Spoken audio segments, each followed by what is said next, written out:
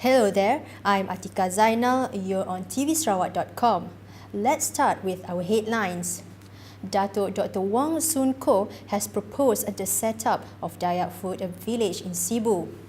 Datuk Lee Kim Shin encouraged the young, especially those in the state, to become investors and creators in technology. Teenage pregnancy has reached an alarming level in the state.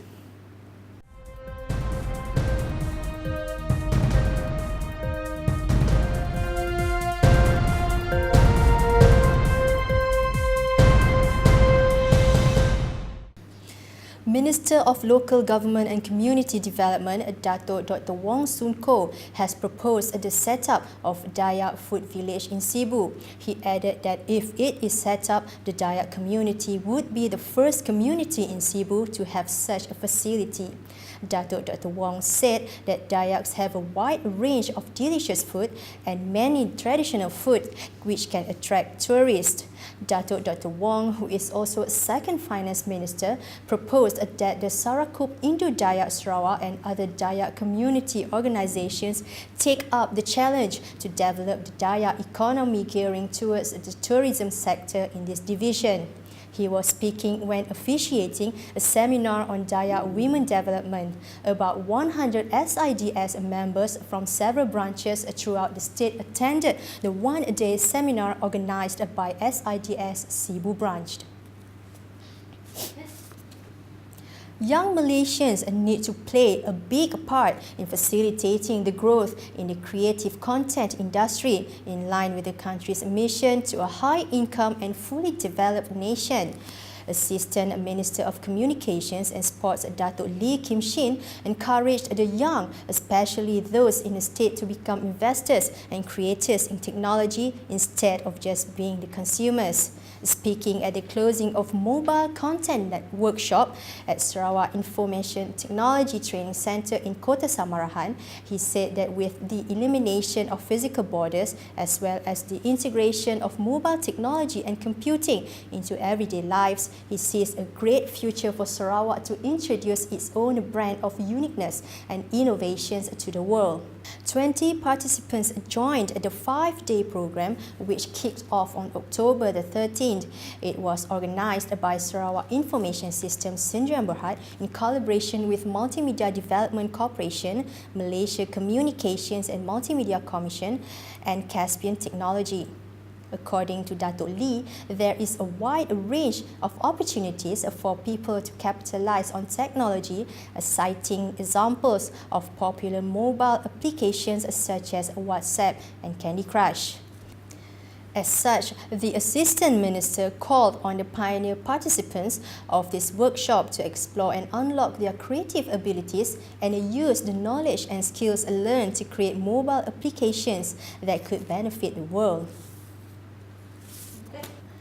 Teenage pregnancy has reached an alarming level in the state, with the percentage of cases the highest in the country. Statistics showed that percentage of teenage births in the state has doubled from the national level of teenage births, said Principal Senior Assistant Director of State Health Department, Dr. Roziah Muhammad. She revealed that at the national level, 4% of births are from teenagers. However, in Sarawak, it is between 8 and 9% of total births are from teenagers in the past 5 years. Dr. Roziah said teen pregnancy had a high risk of complication to both mother and child.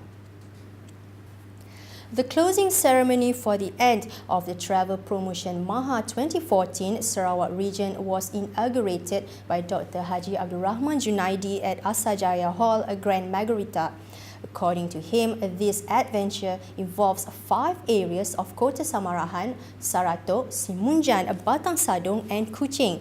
A total of 25 participants, 8 participants and 6 agencies were involved in the adventure. He also said that the goal of this adventure is to ensure that the places that comes first in the area of agriculture may be shared with the young people there to make sure that they can participate in the many programs provided by the Ministry of Agriculture at this time.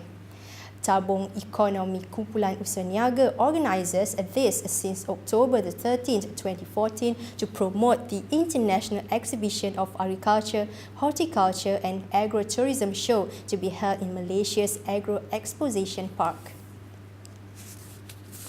Tempat-tempat yang asalinya dulu adalah kawasan pertanian, kawasan ini yang disebut pertanian, dapat kita kongsikan bersama dengan warga belia di sana untuk memastikan dapat mengambil bahagian dalam program-program yang banyak dilaksanakan oleh Kementerian Pertanian pada hari ini. Global Women's Peace Network Malaysia held a convention which is called a Peace Loving Convention with the theme of Family Nurturing Culture of Peace, officiated by the wife of Chief Minister Datin Patinggi Hajah Jamilah Haji Anu at Hilton Hotel, Kuching. GWPN's missions are to promote peace in Malaysia, regional and world through cooperation of women transcending political parties, races, religions, cultures and nationality. Besides that, it is also to explore innovative peace-promoting initiatives to advance religious and racial harmony in Malaysia and to advance regional peace as well as world peace through the principles of living for the sake of others. Peace-loving project calls on governments, parties, religious institutions, community leaders, the media, academics and civil society groups to play their parts in order to support peace education programs to protect students and teachers from conflicts and ensure all girls and boys have access to a quality education that includes learning about resolving and preventing conflicts, keeping purity before marriage, building ideal family as a school of peace and love, as well as educating mothers to raise filial children of family and patriots in the nation. Datuk Patinggi Hajah Jamilah Haji Anu said that nowadays humanity is at a crossroad. Everyone feels tremendous anxiety, fear and unrest from terrorism and wars of various kinds, especially in the Middle East. Thus, everyone yearns for peace. Hence, young people need to be empowered in order to create strong and successful marriage that will be a foundation to create stable and peaceful families.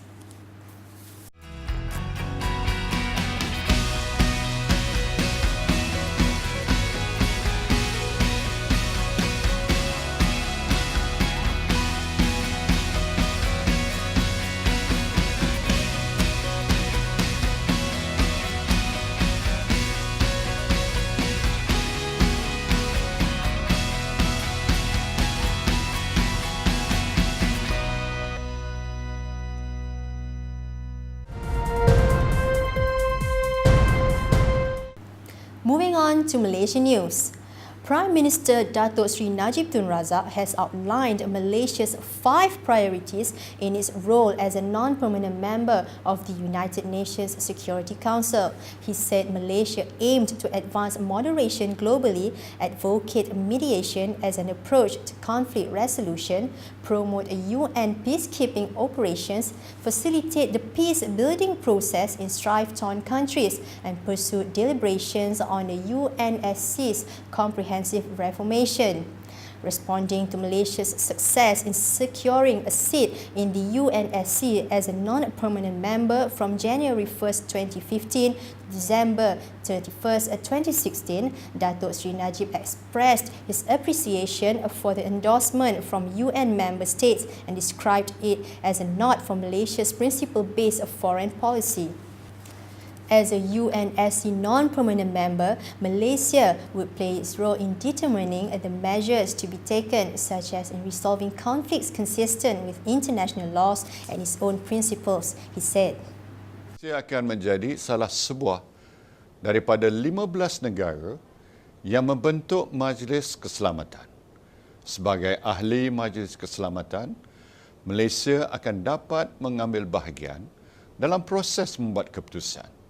Ini meningkatkan pengaruh kita di peringkat global. The Meteorological Department yesterday advised the people to stay clear of open areas during rain in the current inter-monsoon season. Its Director General, Datuk Cik Gaya Ismail, said the thunderstorms and strong winds could trigger whirlwinds that could blow off roofs and uproot trees, thus endangering lives. The people should avoid participating in outdoor activities during rain, although it might only last for between 30 minutes and 3 hours, she said. According to her, the year-round hot and humid Malaysian weather would not cause tornadoes like in the United States. Malaysia is currently experiencing the inter-monsoon season, which lasts from the end of September to middle of November, after which the northeast monsoon period will set in until March next year. Perbadanan Prima Malaysia, tasked with undertaking the One Malaysia Housing Program to build affordable housing schemes for middle-income Malaysians, is getting on with its responsibility with 90,461 housing units approved for development across the country. Established under the Perumahan Rakyat One Malaysia Act 2012, it has a panel of members of corporations to oversee the operations of Prima in the performance of its functions and powers. According to Prima Chief Executive Officer Dato' Abdul Muttalib, Prima is the sole authority empowered to plan, develop, construct and maintain affordable housing and townships under the One Malaysia Housing Program. Under Budget 2015, 1.3 billion ringgit has been allocated for Prima to build 80,000 homes with qualifying monthly household income ceiling raised to 10,000 ringgit.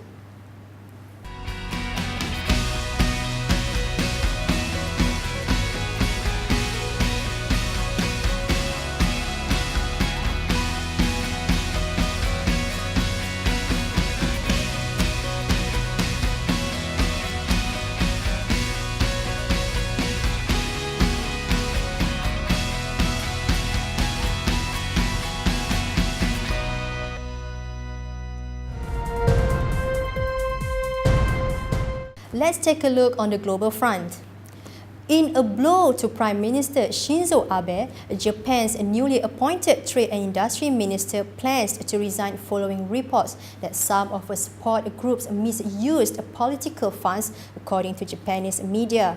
Yuko Obuchi, the 40-year-old daughter of a former premier, has told people close to Abe that she plans to quit and will discuss the matter when Abe returns from an Asia-Europe summit in Italy, the Nikkei newspaper said. Regarded as a possible future contender to become Japan's first woman prime minister, Obuchi apologized at the parliamentary panel on Thursday in the wake of the reports of the misuse of funds which could violate electoral and political funding laws.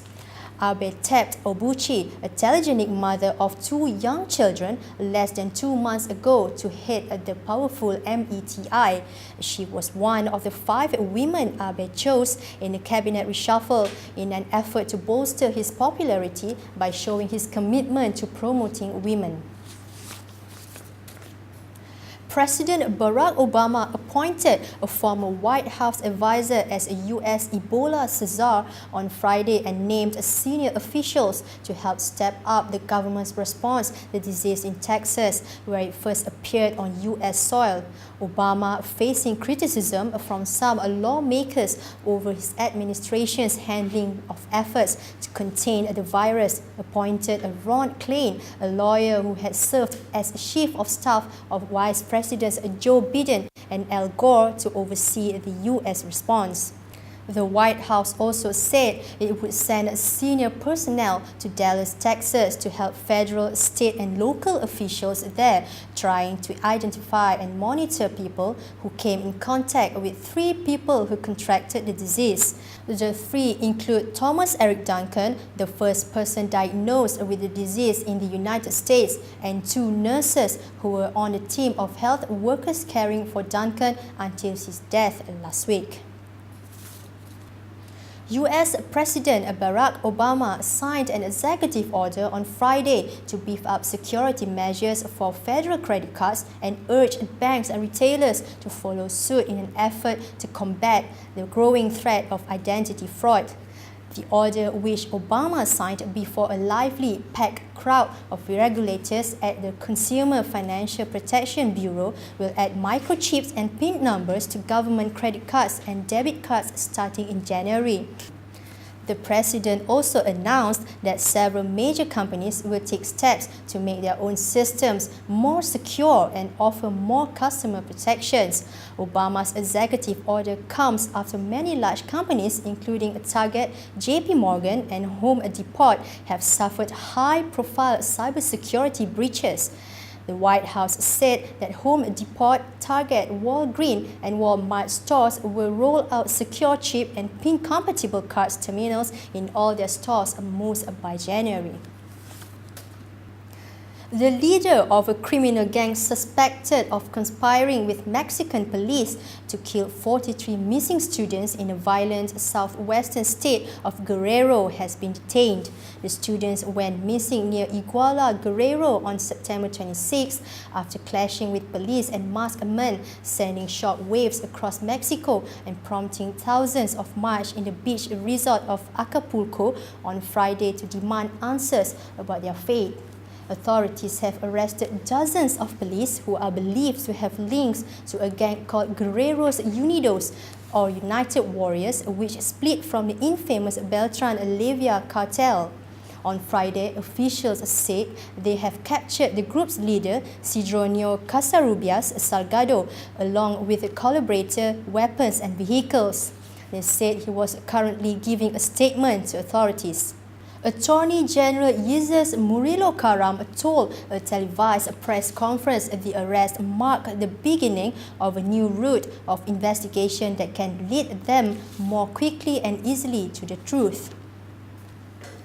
And that wraps up the news for today. I'm Atika Zainal. Have a great weekend. Thank you for watching.